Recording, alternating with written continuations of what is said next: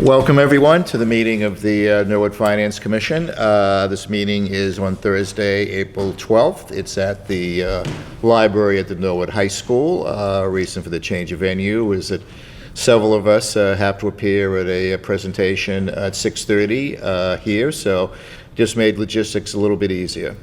So this is a hybrid meeting, but we certainly have a quorum present. And why don't we get right to business. Approval of minutes, why don't we hold off until next meeting, if that's okay with people? Okay. Good, okay. And the next item on the agenda, and we welcome Chief Wright here today. Thank you for coming. We also welcome Sarah Sullivan. Oh.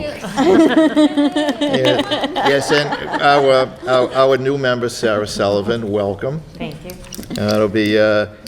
It'll be interesting to have a meeting for me without Judy Langone, but I guess we'll get used to it. But, Don't worry. She's here in spirit, and she gave me something to talk about. I'm sure she's going to be watching over us. So I guess the next issue we'd like to discuss is the fire department budget, both the amount of money we need for FY23, as well as the retro for previous fiscal years. So again, we have numbers that have been prepared by Chief Wright. Meg, you've looked at those numbers. You feel comfortable with what he prepared? They are projections, so they're exactly that. They're not going to be the final numbers that we see, but I felt like everything that I saw there was a reasonable projection. They're the best numbers we can come up with, Yes. given where we are. Yeah. And it is a bit conservative, which is probably also as it should be too. Mm-hmm. The FY23 numbers are projections. Yeah. The retro numbers for FY21 and FY22, are those still projections? FY21 is an absolute. FY22 is an absolute. What Okay. do we do with 23? That's gone through, right? There's still some final 23 working. was what they were getting. We're still working on the final 22 payout. Okay. Yeah, but these are the best numbers that we have at present. Okay. How can you be working on the final 22 payout when you just said it was? Well, 21 I know for a fact is final because that's the one that accounting handled, but 22 and 23, I'm going to defer to them on the status Okay. of it. So you're still working on 22? 22, there's been questions on the calculation, which Why don't you come on up? Yeah, come join us. We're friendly. so there's been back and forth. I obviously just came into this. Yes. Yes. Yeah. Sorry. Yeah. You've been here 3 weeks, Chief, and it's all your fault. I'm a fresh set of eyes, so I have actually ran all the numbers Yeah. myself, and there was a couple of discrepancies in how the calculation was done. You got to understand retro on top of retro, you got compounded numbers, Right. and the way the things are paid. I literally had 10 pieces of paper doing algebraic expressions to make sure, because I did it in multiple ways to confirm that how I thought the math was supposed to be, and we are virtually on the final. The union is looking at the final draft now. Accounting is looking at the final draft of the corrected numbers, if you will. So we believe we're going to have that final number very shortly. I think it's HR that's looking at 22. Is it HR? Yeah. Okay. Yeah. Okay. We've accounted in the transfer for what we assume is going to be a change, so there shouldn't be another bombshell from 22. We're not anticipating, hey, this is miscalculated, it's another 400,000.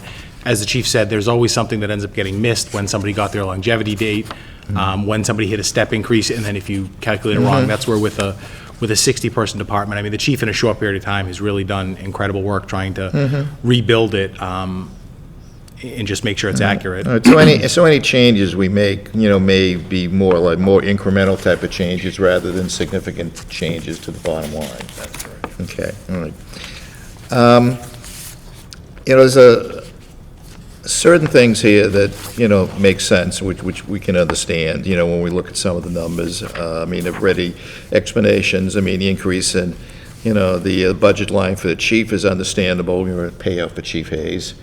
Personnel services, again, that's just a compilation of various COLAs over a period of years, so I think that is logical. And OT and recall, is that simply because of the longer runs necessary going to the hospital primarily? That has a significant impact on that, yes. And especially the calls at the end of the shift. Yeah, It's a 4-hour holdover, basically. Yeah. So, and they, happening it's, on a regular basis. Yep. It Okay. used to be if you got a call 20 minutes before shift change, you could possibly make that call, drop somebody Yeah. off at Norwood Hospital and come back, and it's just, almost any call we get between, call it 7 and 8:30 in the morning around shift change, we know we're going to be paying overtime or recall for. It's just, okay, we'll have to deal with this for several years until the new hospital is completed. I mean, that's the reality. unfortunately. Yeah, okay. And just, if I could, because I know I keep beating this bush, the additional money we got at town meeting has been going into the fleet, which is still suffering quite a bit from getting beat up from this. The hospital closure continues to cost us a lot of money in a lot of areas, and a huge stressor on people as well as equipment. Okay, all right. In terms of the substitution pay, which is it went up quite a bit. I mean, I know that's related to, long-term injuries, illnesses, you down a couple of people and whatever, simply because they're in training. Is that an unusual, number of absences in a given year? It's a little bit higher this year. Alls I can say is overtime is actually the more cost-effective Yeah, funding model, because to hire personnel, just rough numbers, you're talking $100,000 a person.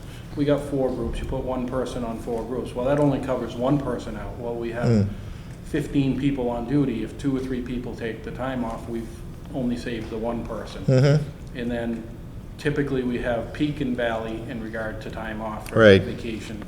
Yeah. Summertime's peak, wintertime. So you Okay. have the extra person on during the non-peak, you're not always getting the savings out of the individual. So when we fill it by as-needed basis, it's very difficult to accept the number, but ultimately, we could never staff enough regular time people to cover the vacancies that happen. So when we have I don't like necessarily the term good, but when you have a year with injuries being limited, we don't have many people in the academy, we can easily get through a year with the normal, call it the normal funding that we have in the budget. okay. And it's a regular cycle. We'll have a couple good years and a couple bad years. And sometimes they come back to back, unfortunately. Yeah, because I know in the past, we used to have a number of bad years, and then we increased the substitution. At least for the last 2 or 3 years, we haven't had any issues at all with it. And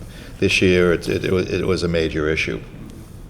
Okay. Although, we're saying we didn't have any issues at all with it, but now as we're going back and doing the retroactive Yeah. pay, we don't have enough money. Yeah. For those previous years. Yeah. So the budget that was there was not adequate for what we actually wound up spending that year. Yeah, because And so- it didn't account for the retro, yeah. Right, Yeah. right. And so the fact that the substitute line, I don't know whether or not our substitute line was actually below what we normally would have in those years, because the total, all we look is at the total number at the end of the year.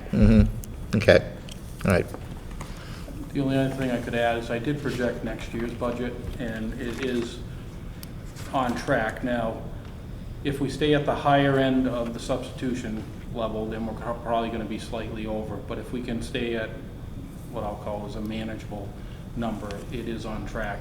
It's a pretty big budget increase for this next year. And as I projected it out based off everything that I believe is going to happen for the year, and trending, similar over to substitution numbers as historically, not at the peak level, but more of an average level, it looks like the budget is on track to be balanced.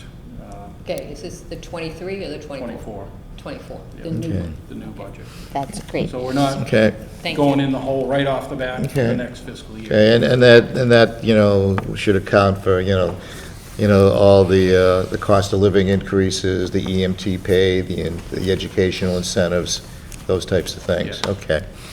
All right. Just a note on the staffing of the fire department. We're, we're well-staffed at 15 firefighters per shift. We're not necessarily staffed to always maintain that 15 per shift.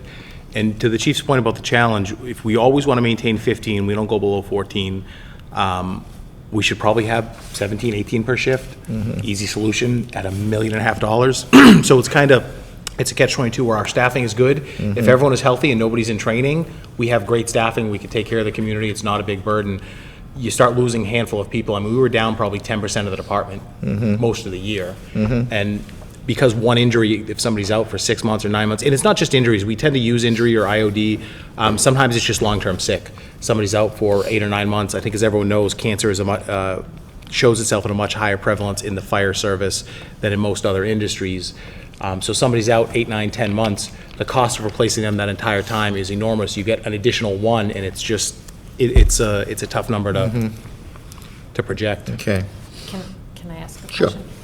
Of the chief, just something you just said, even with the, versus what he said, you said the substitution wouldn't change with higher staffing necessarily because you're still dealing with vacations and, I It's mean. not gonna solve the issue. It's not gonna It's solve- always a benefit, but you just need to understand that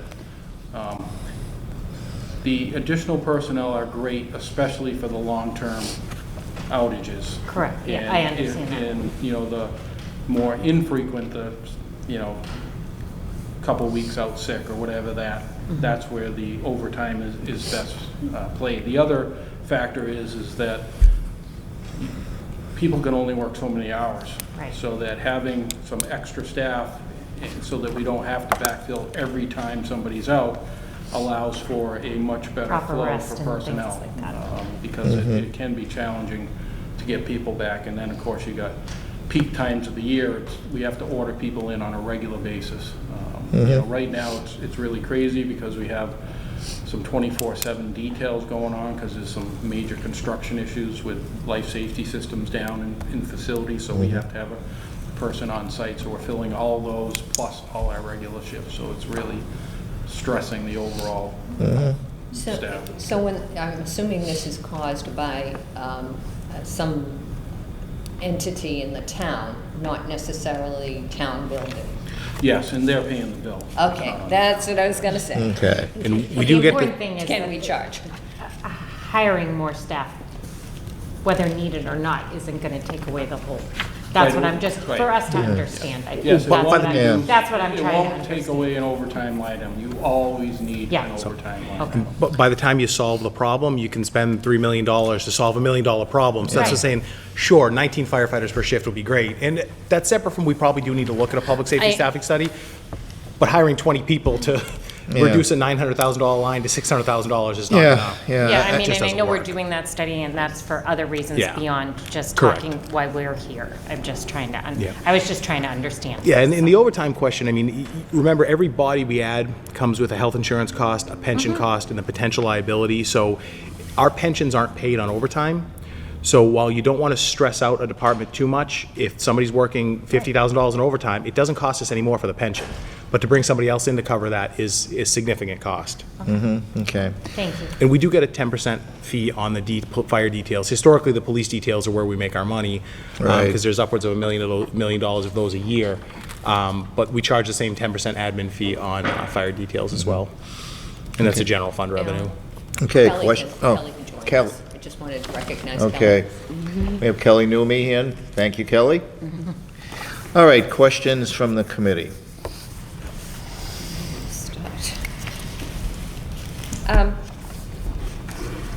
This is general question about this whole process. I was speaking to someone in the school department, and they talked to me today about a process that you can do in Munis that shows you what should be encumbered under payroll.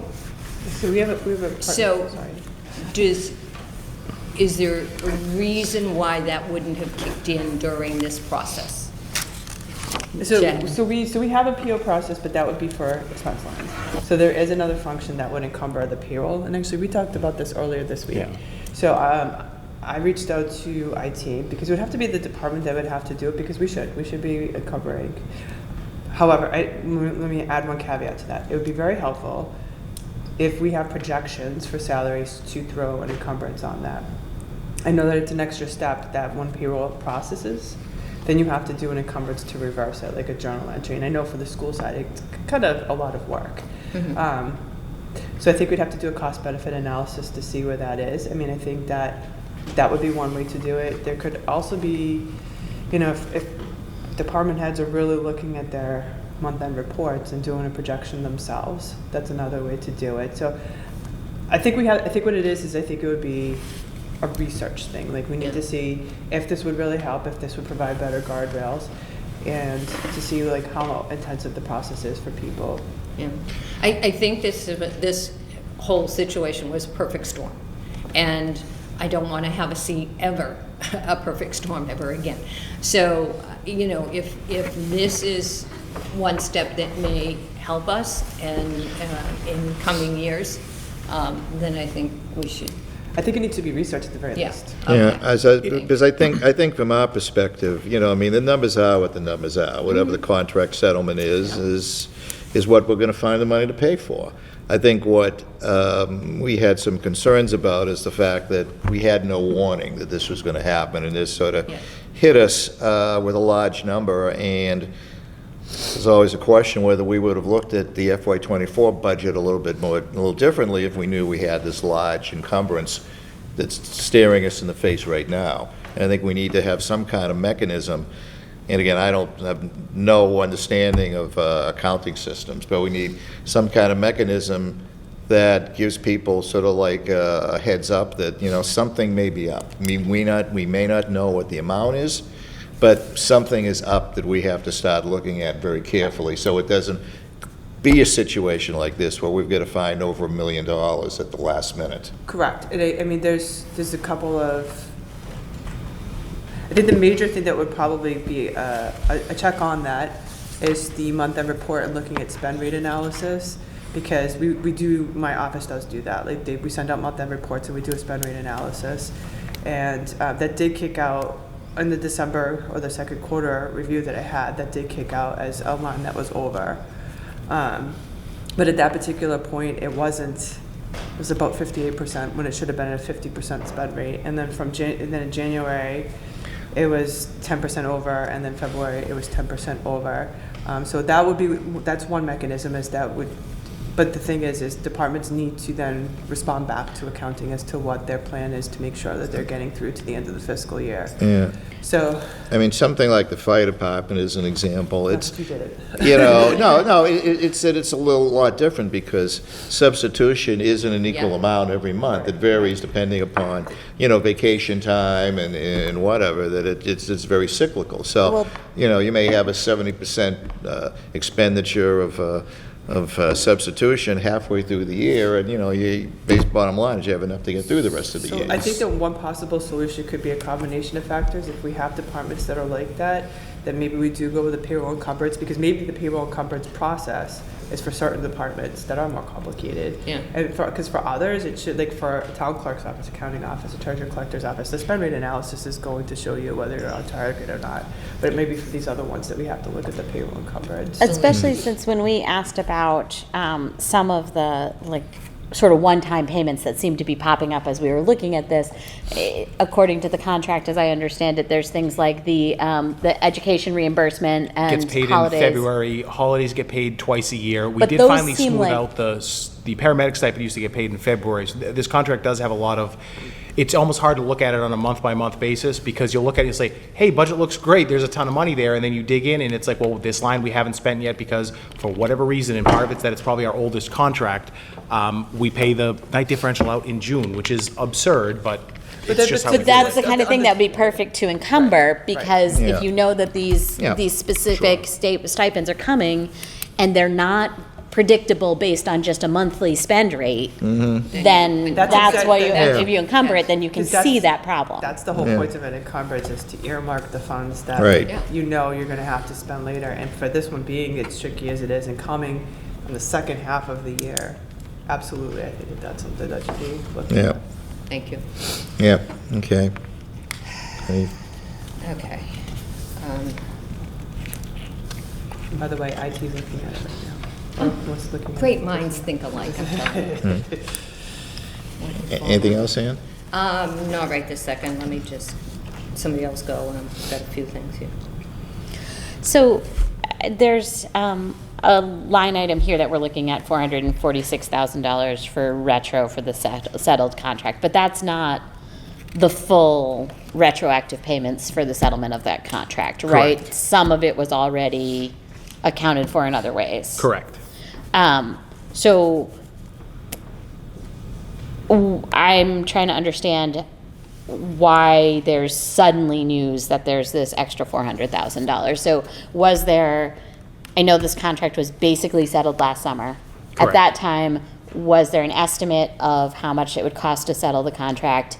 Was that number, if that number was accurate, then why were we caught flat-footed at the beginning of April? And if it wasn't accurate, why not? Sure. I think the number was accurate. The contract was settled over the summer, so we're already into FY '23. So if you think back to FY '22, when we started making projections, and we probably should have put more aside in the COLA, and I'll talk about how we do the COLA reserve in just a minute.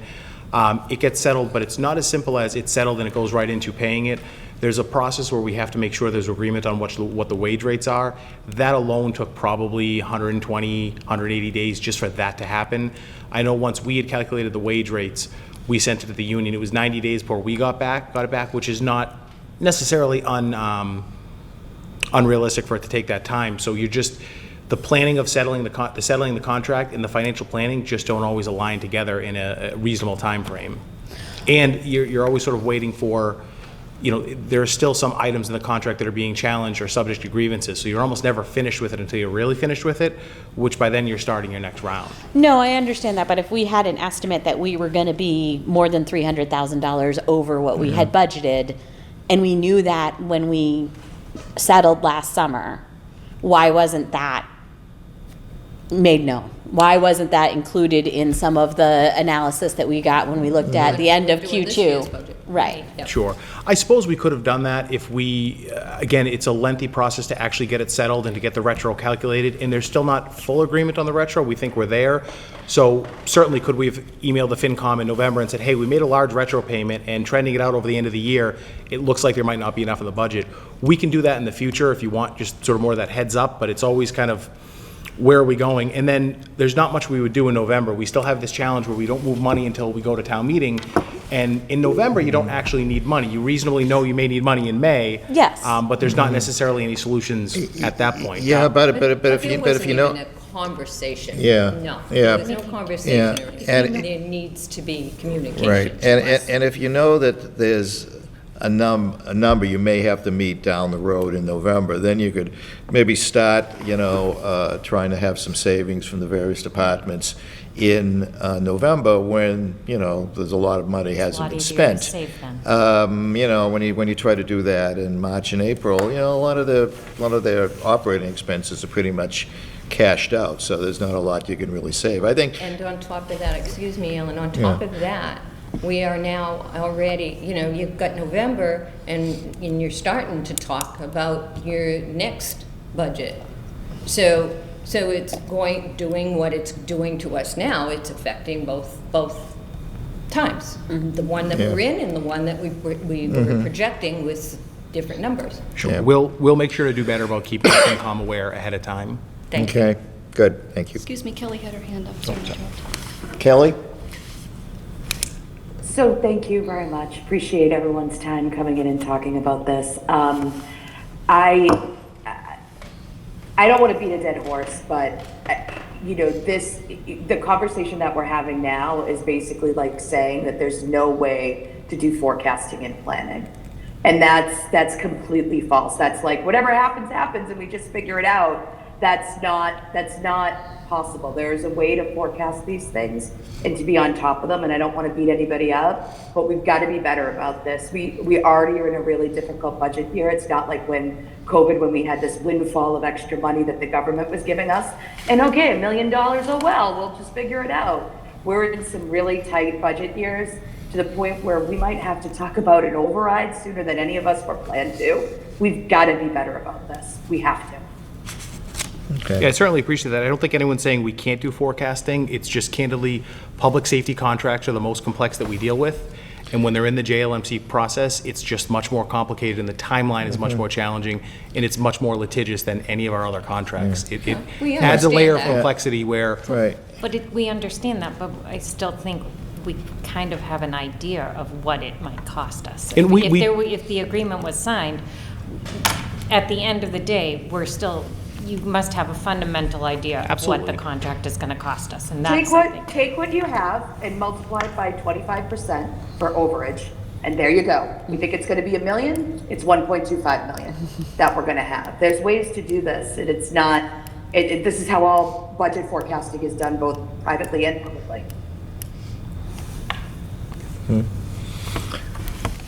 All right, any further questions? Can I?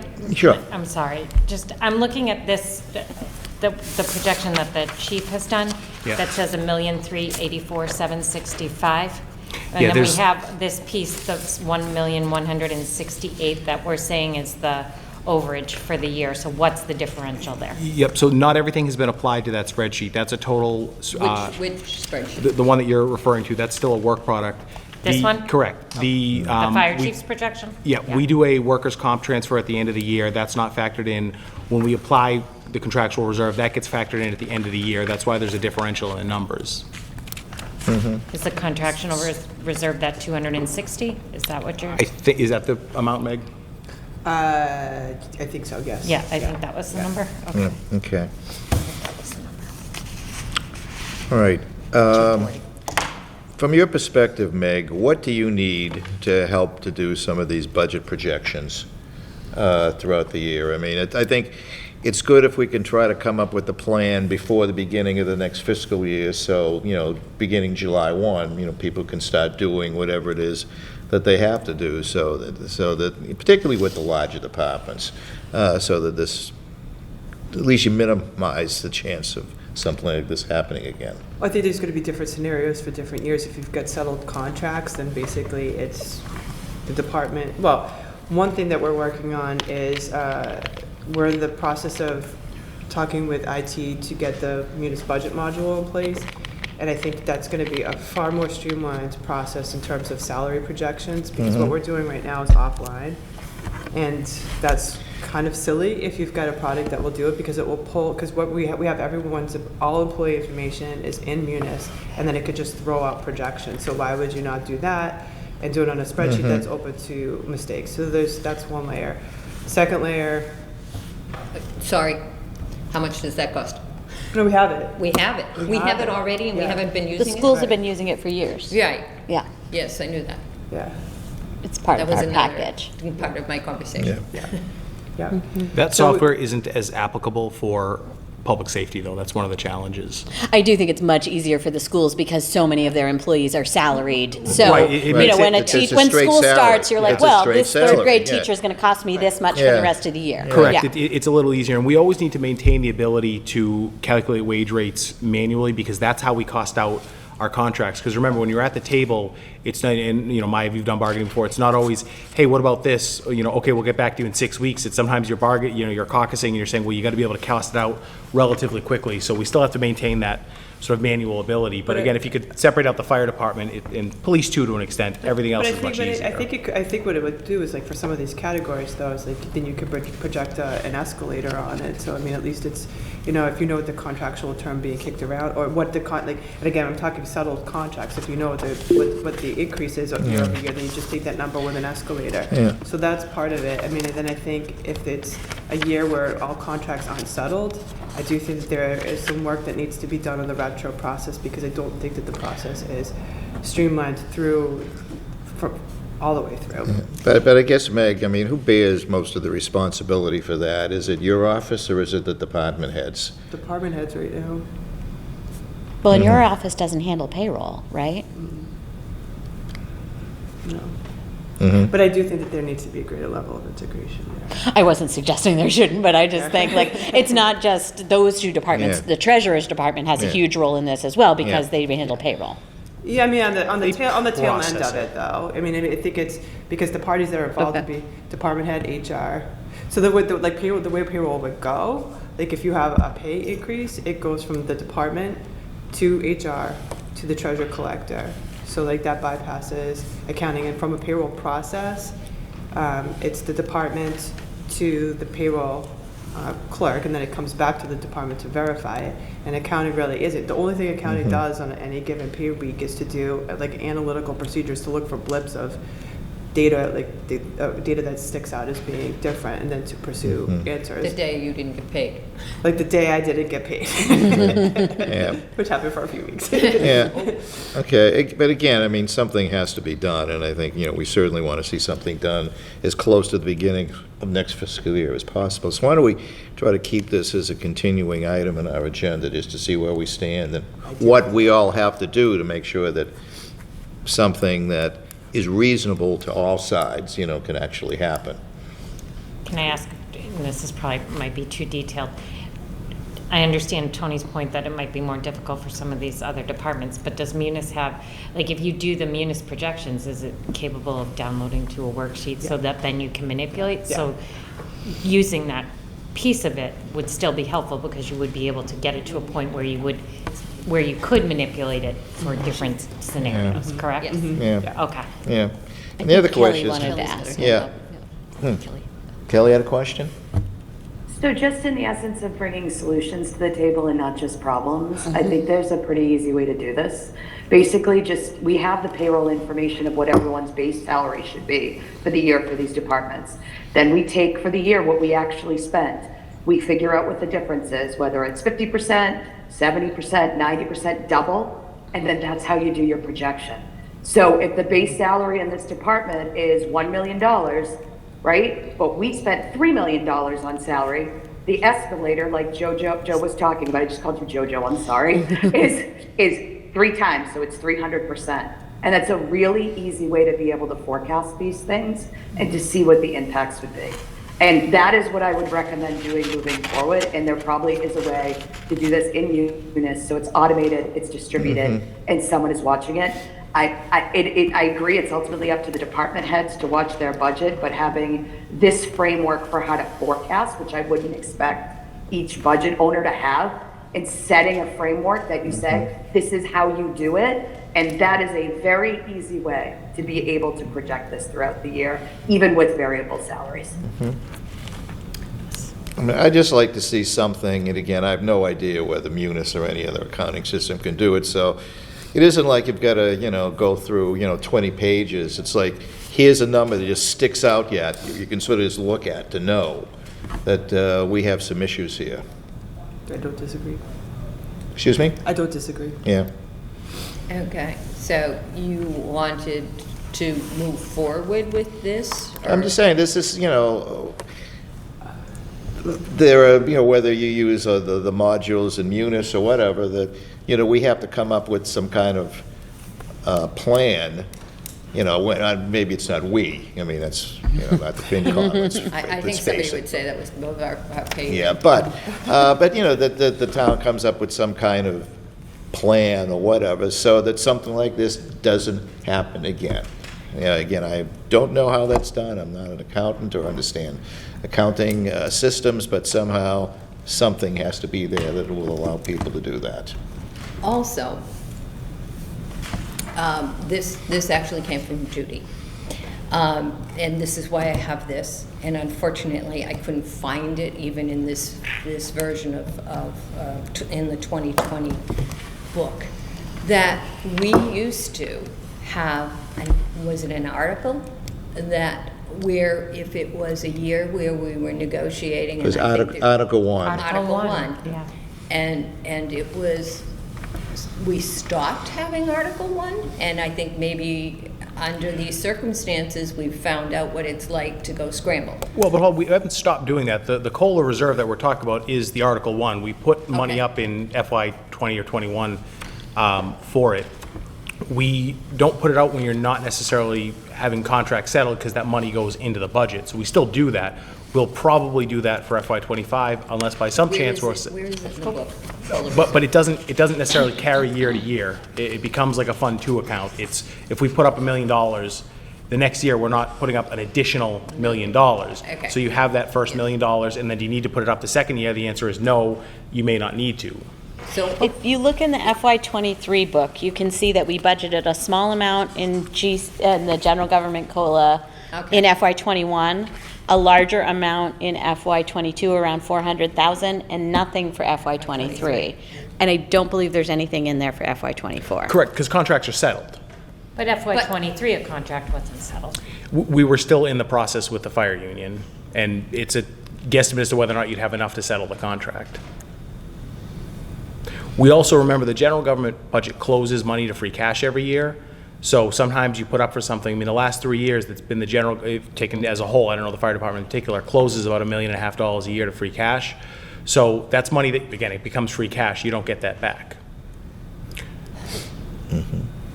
but that can be identified as something that needs to be there for the settlement? Well, That no. was free cash we shouldn't have used. Right. Well, effectively, yeah, if there's money left in a fire, let's say, and I don't know there is in the fire department in particular, but let's say you have $100,000 left in the salary line that, you know, could have been part of that contractual obligation or not, it gets closed out, we're not adding that COLA line every year. There is no way to identify that? The problem is if we start holding back everything that's supposed to become free cash, then you're never gonna have any free cash. So if we say, okay, the contract's unsettled in the fire department, hold on to everything and encumber, and I don't even know if you technically can do it that way, or move at town meeting to transfer anything that's unexpended into a COLA reserve, you're never gonna generate any free cash.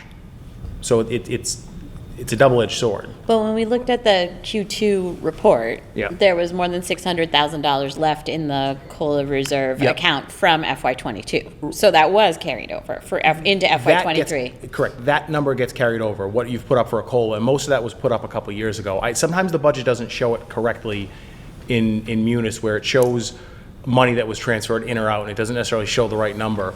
What we used to be able to do is, so let's say I have a budget that has $1 million salary line, and we had $100,000 in contractual reserve. Next year's budget, the FY24 budget, call it, it should really go up to 1.1 million, but then when you're looking at the budget book at town meeting, you're saying, wait a minute, town meeting approved 1 million, and now we're at 1.1. Right. That's sort of one of the accounting challenges. We don't do that. We probably should, because when we did it in the past, it didn't really create an issue, and it can create sort of a phantom deficit, if you will, where one year it might look like we're going up 4.5%, and it's like, well, no, we put away $500,000 for it. So the bigger issue is how we handle contractual reserve. And the board has asked us to come up with a different solution, because some towns go all in on just put all the money up and hold on to it. And some towns do nothing and they never do it, and whatever closes, and you just settle a contract with free cash and then adjust your budget the following year. The problem with that is you might have a budget that goes up 1.2%, 1.4%, 1.3%, 9% in a given year, and then with our override requirements, that becomes challenging as well. We're not able to really carry money. You can carry the COLA, but how it gets allocated that following year is a bit challenging. Okay. So just one more point, sorry. FY '21, FY '22, we did it. We thought we had enough, and that's why we didn't do it in FY '23, or did we just not, did we make a choice not to do it? The remaining amount was to be spread between 23 and 24, and I guess you could argue that there's probably not enough in there, but that's the problem of trying to put up a number when you're settling a contract.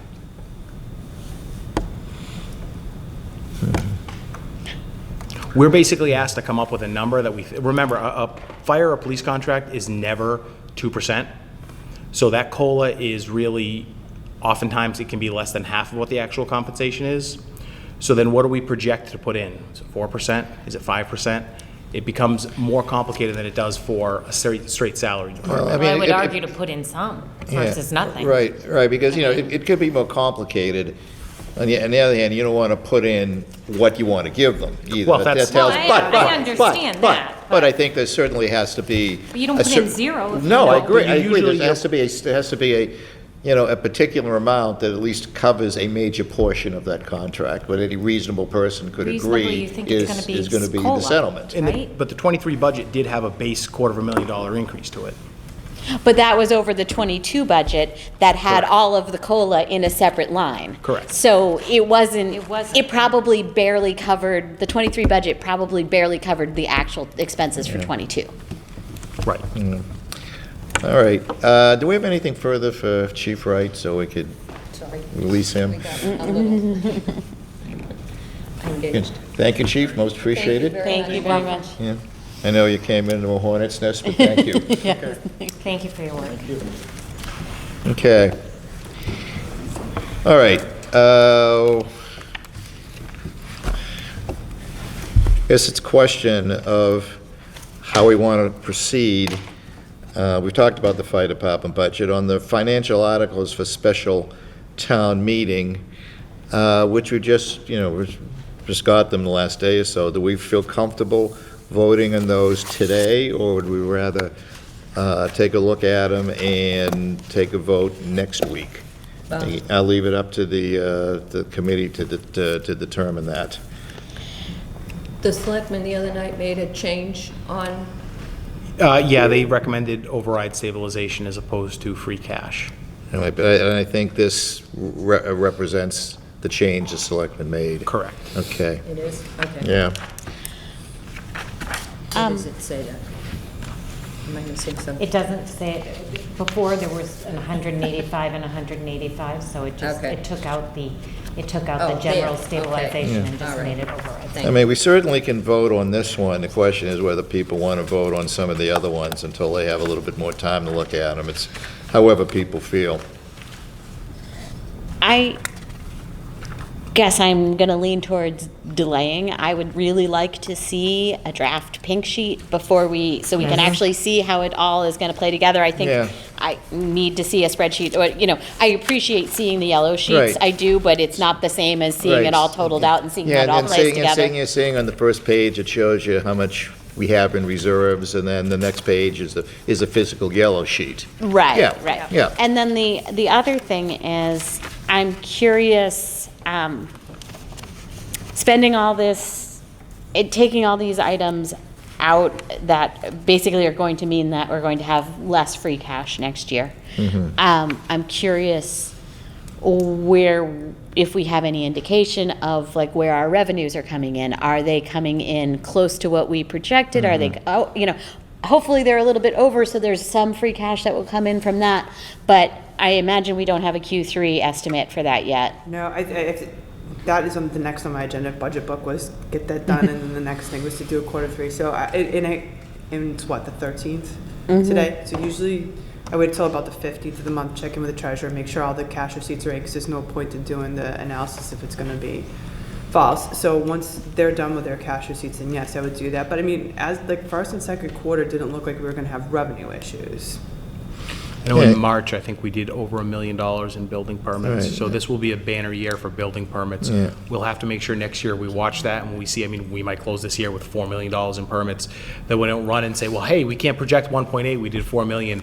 I don't know if it'll be a dip next year, but we should generate some decent free cash from building permits alone. I It's mean, been- we never will have free cash from that. We'll probably have free cash from ambulance receipts, but I don't know about the other, types of receipts, your excise taxes, your hotel taxes. I mean, those are the kinds of things I think we have to take a look at. I think Maya brings up a good point, though, is that, we do have to be careful about free cash, particularly in the fall when we're coming up to funding capital items. And we're going to have to look at that pretty carefully next year, because we may not be able to do as much as we have in past years. Well, and one of the funding sources for the ambulances were the ambulance Ambulance receipts. fees, So those yeah. really wouldn't end up, in theory, being free cash, right? No, we kicked the, but we're still doing well over projection for ambulance receipts. So for this current year, that would have been a fiscal '24 change. So this year, we're up several $100,000 in ambulance receipts. We decided to kick that one additional year on booking the ambulance in in part of our fleet schedule for our cash fleet funding, the ambulance receipts have still been adjusted upward, I think, I don't know, $300,000 or $400,000 for next year. Okay. All right, so we'll put off voting on the financial articles for the May special until next year. And Meg, could you, put together a draft yellow, draft pink sheet for us? That was going to be my question. Is there does anyone have a template that they could send to me as to, because I'm not sure if I have one from last year. Oh, I probably have 6 or 7 or 20 of them in my files. Okay. I don't think I have an Excel file. I can certainly find them on the town website in Yeah, PDF then format. I could do that. Is there any particular, so it's basically just giving background on each article or no? Well, no, I No, mean, it's just a spreadsheet. No, I mean, Okay. it's a spreadsheet. It's really, the first page is like, here's the report from the FinCom, and maybe it has a listing of the reserves. Okay. And then the second page, since this is part of my presentation tonight, they just Oh, list. that. Okay, I remember doing this last You just have that. That's easy. Yeah, that's pretty easy, just, the article. Because I do something like this myself just to prepare. Yeah, for the yeah, test. the article, what it is, how much money, where it's coming from. Sure, easy. It should be pretty simple, so we'll expect that. Yeah, when do you want it by? Can we have it Monday? No, Monday's a holiday. Tuesday. I can make an attempt to get it done by Tuesday. Okay. All right, because we want it. Well, the one problem is I don't know, do we have all final numbers for everything? Okay. Okay. Yeah, because we want, excuse me, we want to vote next Thursday, and if we do that, that'll give us enough time to, get all the yellow, the pink sheets printed and mailed out to town meeting members at least a week before town meeting, which is the schedule that we have. Okay. Okay, All right. question. Yep. On this thing here, the capital project closeout, did that mean that it was decided that it wasn't getting done, or is this the money that's left over after? So it depends on the project. Oh. It's one or two of Yeah, I those. asked. Fire radio is a closeout, that's what's left. SCBA, that's what's left.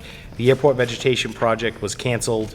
The toilet replacement project is complete. The carpeting and flooring replacement are being canceled for now because we're going through the HVAC replacement. And the cemetery HVAC is also a project that is canceled. So these things were important enough to get onto the capital project? Correct. And now we cannot do them? Correct. Some of There'll them be anyway. other additional projects closed out, but we won't know until the end of the fiscal year. That'll be closed to free cash. But we're using these for operating expenses, not for capital. Correct. But remember that most of the free, And about where half was the that free cash money? we generate historically has been from revenues over collections, and about half has been from unexpended operating budget lines.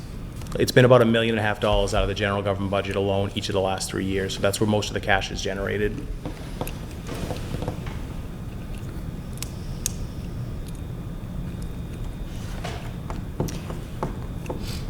Did we get, and I think we did in our numbers, so the override stabilization, if we take $410,000 out of that, where does that leave us, given that that 2 million isn't, we are not going to be able to Schools use? are also taking money out of it. Yeah, the Right, number that and you the have in schools are the, using. yeah, there was a number in the Google Doc that I shared. Yeah. That number assumes this number and the school number are out. I think it's 850,000-ish. 850, 70 is what's I left? thought it was like 1,300,000 something we had left after the schools.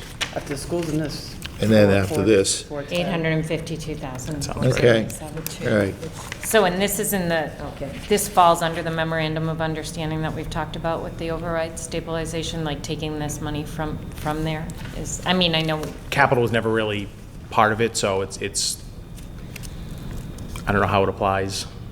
We're not talking about This capital isn't now, we're talking capital. about the override stabilization. Oh, well, if you remember override stabilization, I hate to say a fund was meant to be spent, but it was meant to get us through 5 years operating without any service reductions, and that's what it's doing. Okay. All right, anything further on FY '24? Town meeting. Just to add another question on this. What about our reserve fund?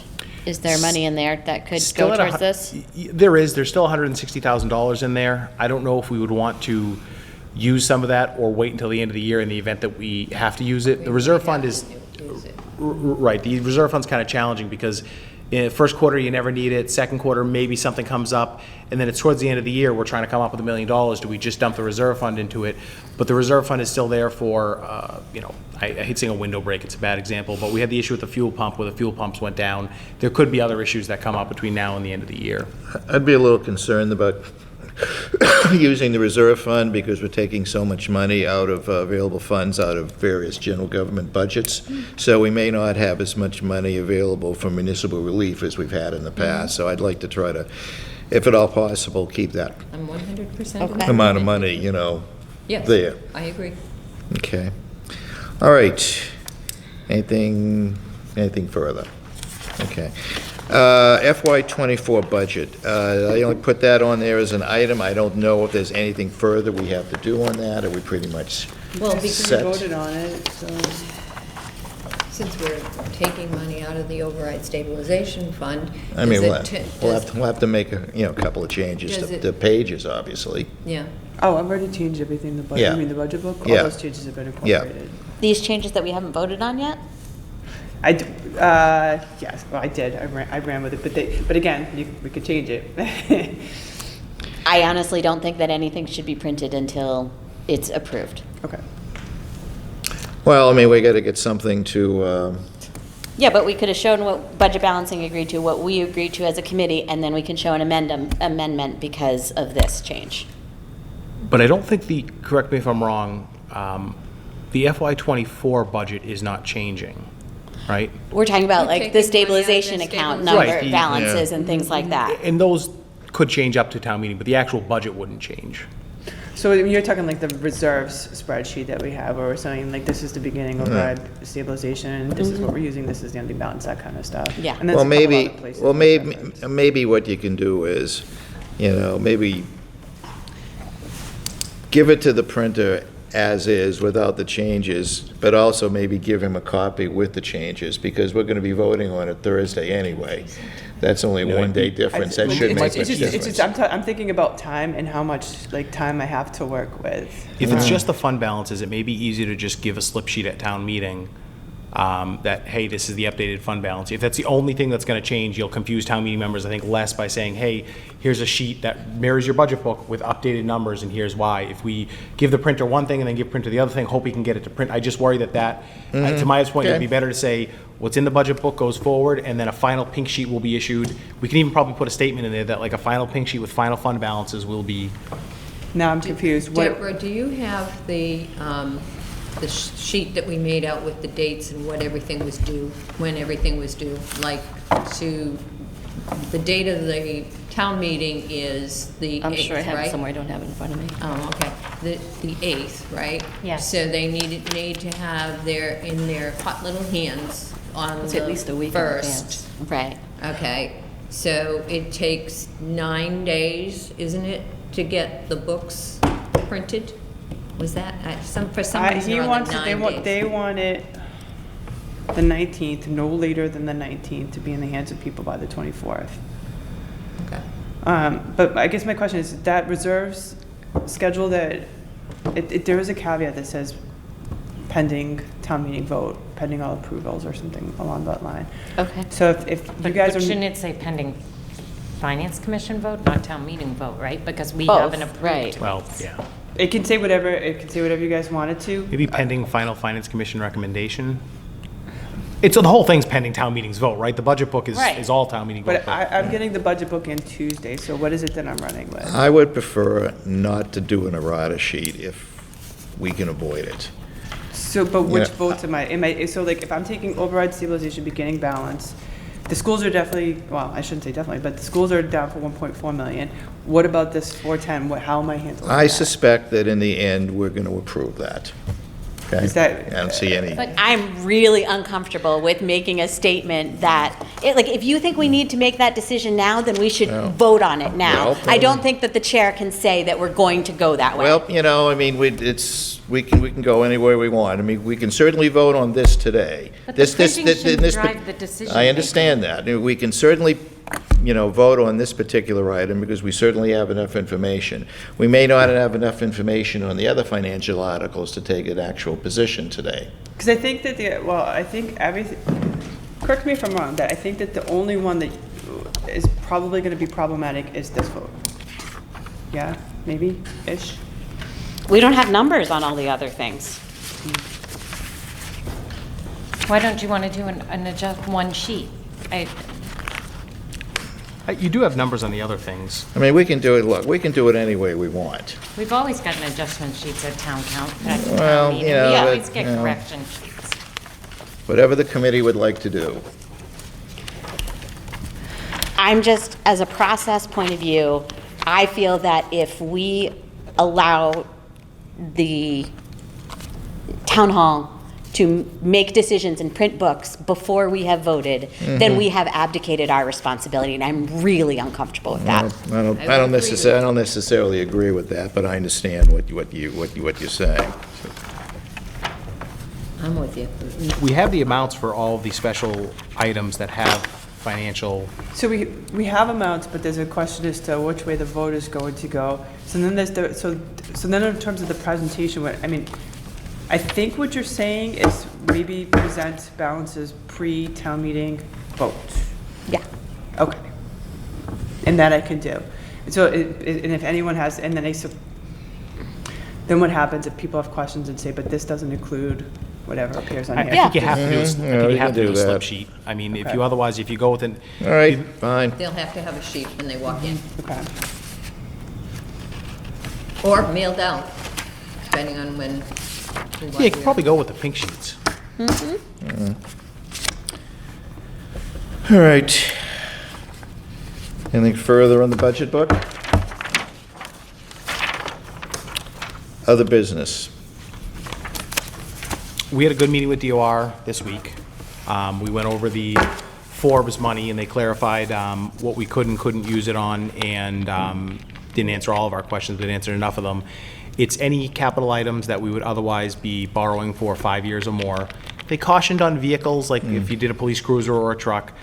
Any new debt service issuances were 100% in the clear. We asked them about existing debt service. They did not feel that was appropriate, but if we were to refinance debt, it would then count. I know.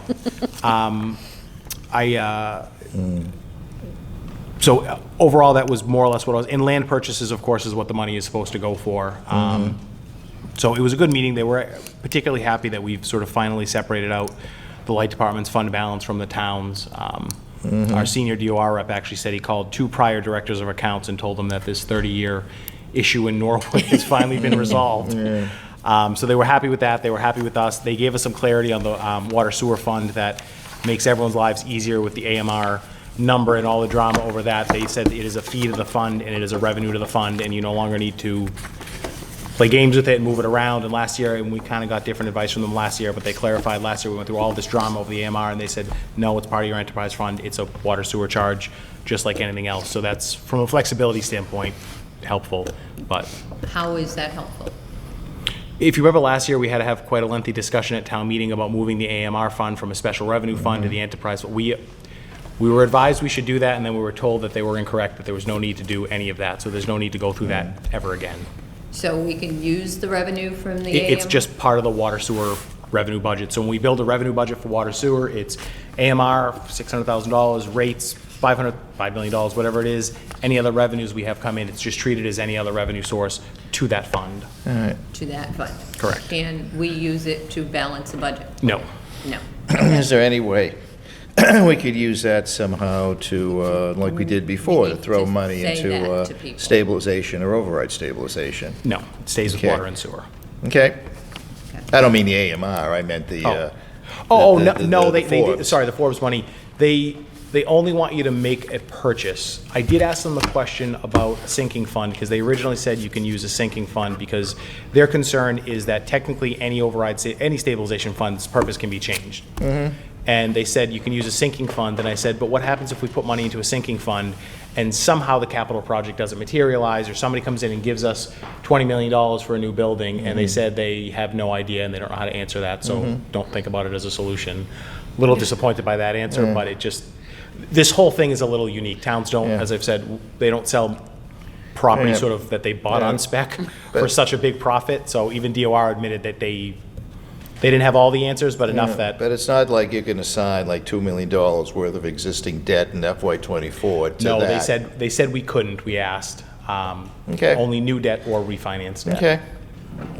And it has to be only to cap land per, Okay, it has to be for capital. Capital, yeah, not just Any land purchase. capital. Not just It can land, be any capital. So any capital and for which, or capital. because like they will spell out which things, like what the borrowing period is for various things, so like a. Anything over 5 years. Anything over 5 years, so like a police cruiser is usually 5 years, so couldn't be for that. Yeah, they were What's nervous about typically over 5 vehicles. years? Almost everything else. Everything else. Almost everything else, okay? Yeah, well, they said the language is 5 years or more. We asked about vehicles, because we asked, can we just swap the money in our budget? And they said, you should probably check with town council, because they didn't, it's not, their idea is it's not really the intent. Yeah, But a fire engine would count, because you're buying that and you're generally spreading that over 10 or 20 years. That's what I was Okay. just gonna ask, Fire engines are a yes. not ambulances. They're You more might, expensive than you could probably get away with it. The problem is, until the hospital's back, Yeah, we'll be lucky to let our ambulances last Right. 5 years I before they're know in that. Yeah. complete crap. But it gives us at least some flexibility going into capital next year, that, you know, it's not like you'll lose the money, it's just we gotta spend it differently. Yeah, but you can't set up a fund, you know, for, like we had before, for purchases of property specifically.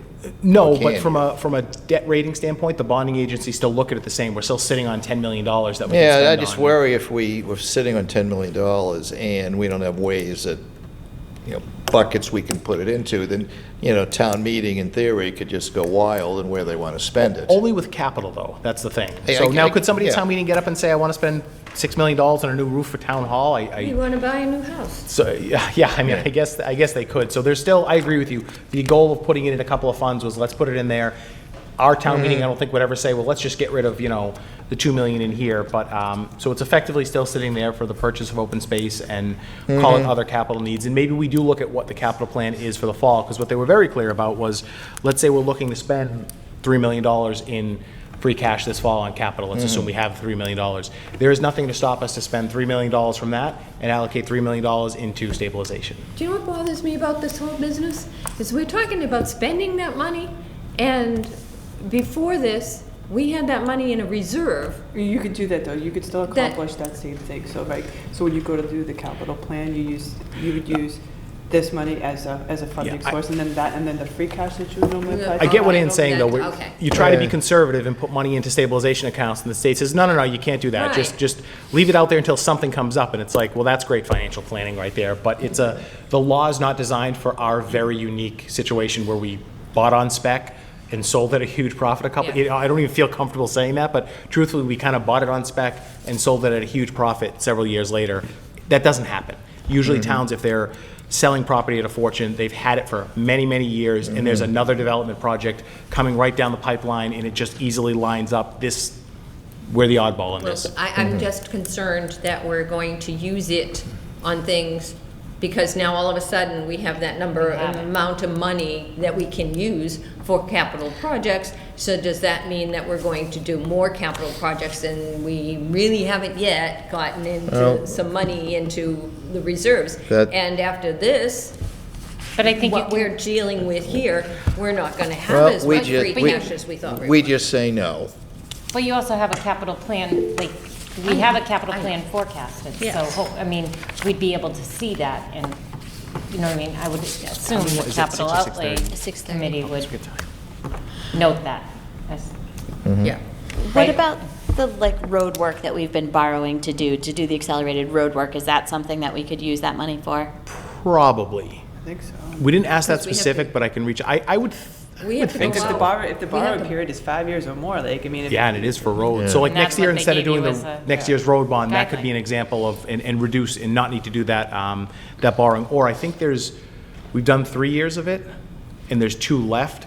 We could take money and say, this is the last 2, and we never need to borrow again. Well, Right. you know, just remember, you know, and Ann probably, you know, remembers this too, you know, when Not we. that old. Well, neither am I, for that matter, but this is where, you know. Judy would remember. Judy would know, but, you know, when we, you know, sold the Civic, then we sold the property on University Avenue, Yes. you know, and, you know, we Oh, that we killed made. my heart. Yeah, we made, you know, a nice piece of change in those, and rather than put it into something strategic, it's like, here's 200,000 for this project and 300,000 for that project, to the point where it was zero. gone And this is very what quickly. I think we should be very, very careful, It's you like know, on the, how we spend the civic anything fund. from this. The civic fund. Yeah, you know, which was supposed to go for a new swimming pool, but Yeah. that's a whole other story. But, you know, and I could just see that happening again. We have a bucket of $10 million, and people have the pet projects, and Yeah. town meeting says, okay. Would hope if collectively the selectmen and the FinCom and the town administration all said, no, please don't just on the floor at town meeting come up with a $4 million, wouldn't it be cool to do this plan? You'd hope town meeting would. But can't you pull out the last vote and say, this was the intention of town meeting? This was how it was supposed to have been done? I think so. I'm not terribly worried at it. And to Sarah's point, we have a capital plan. It is always in flux, but if some new really cool hot project pops up, it doesn't mean we have to do it. And I think you're right, we want to be strategic. Town meeting agreed fairly unanimously they wanted a significant portion to go towards open space acquisition, so we should leave a bulk of it there. If there's a way to reduce next year's burden a little bit, because the taxpayer should benefit from this windfall, or maybe we just put free cash in, we do maybe 6 million for open space and the other 4 million, however it works out. No, I just worry about, you know, somebody's pet project isn't funded, and somehow they can get it on the town meeting, and this is the pot of money that they use. You know, and the argument is it doesn't cost us anything. And it doesn't, and it's just a The more we talk regular- about it, the more regular likelihood it's vote, gonna happen. Right? We don't have to have, Like a two-thirds majority, Two-thirds because we're vote. not vote, Yeah. we wouldn't be borrowing. right. Yeah. Yeah. Kelly had her hand up. Kelly? So I might have missed this, and I apologize. I needed to leave for a personal thing for 15 minutes. But is there a reason why we just can't put it into stabilization? Because we're going to have a huge overrun next year. They made us. Yeah, they told They told us told no. us we can't. Okay. That's so Okay. silly.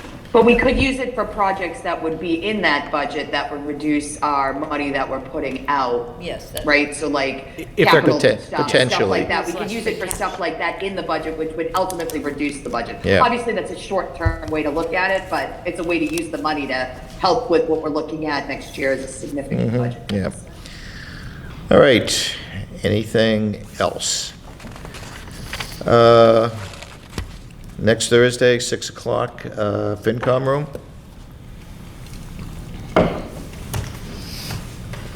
Yep. Yes. What is the date? 20th? 20th. 20th. And the major item will be the review and approval of the financial articles for the May special town meeting. And if anyone else has any other items they'd like to include on that agenda, please get them to me, and I will include them. Are we, sorry, question. I know we just talked and next week is too early, but are we going to have a recurring agenda item on what they're going to put into place to try and prevent what happened this year from going again? But we wouldn't have that on next week, but. I don't think we'd have it next week necessarily, But- but I think it is a recurring agenda item we Okay. want in our FinCom meetings without question, until we have some kind of idea of what's going to happen. Okay. Okay? Hammy? So if possible, next week, then we'd be looking for a draft of the pink sheet and any information that's available about third quarter revenues. Yes. Okay. In third quarter revenues. I have to run, we have an elevator not Maybe. working. Okay. The third quarter revenue. You know, as you said, It's- you're going to have those available the There's a 15th. there's a lot of things going on right now. Well, we do our best. Yeah. We do our best. And you're Time of still year. short-staffed, right? Yes. I mean, it looks like we have someone, like we got a good ad. Just got to get her in. Okay. And you have enough money to pay for it. Well, because Emily's been gone for so long. Right. Yeah. Okay, And you didn't midterm. have to give to the, I'm Yeah. just, I'm not paying attention to No, I him, mean, I'm just just, writing notes to myself. I would, so what I would need try do to when bring, get back I would to try the to office. bring her on as soon as possible. I agree. Have her, can you can have her ready, retroactive have her pay? ready for fiscal '24. Can't retroactive pay her. Yeah. She hasn't done anything yet. Okay. All right. Anything further? No. But your budget will support her coming in now? Okay. 100%. All right. Do we have a motion to adjourn?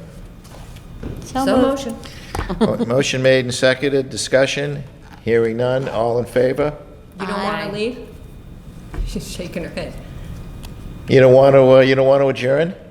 I said aye. Oh, okay. All right, aye. Unmute. Okay, all right. Good, thank you. All right, thank you.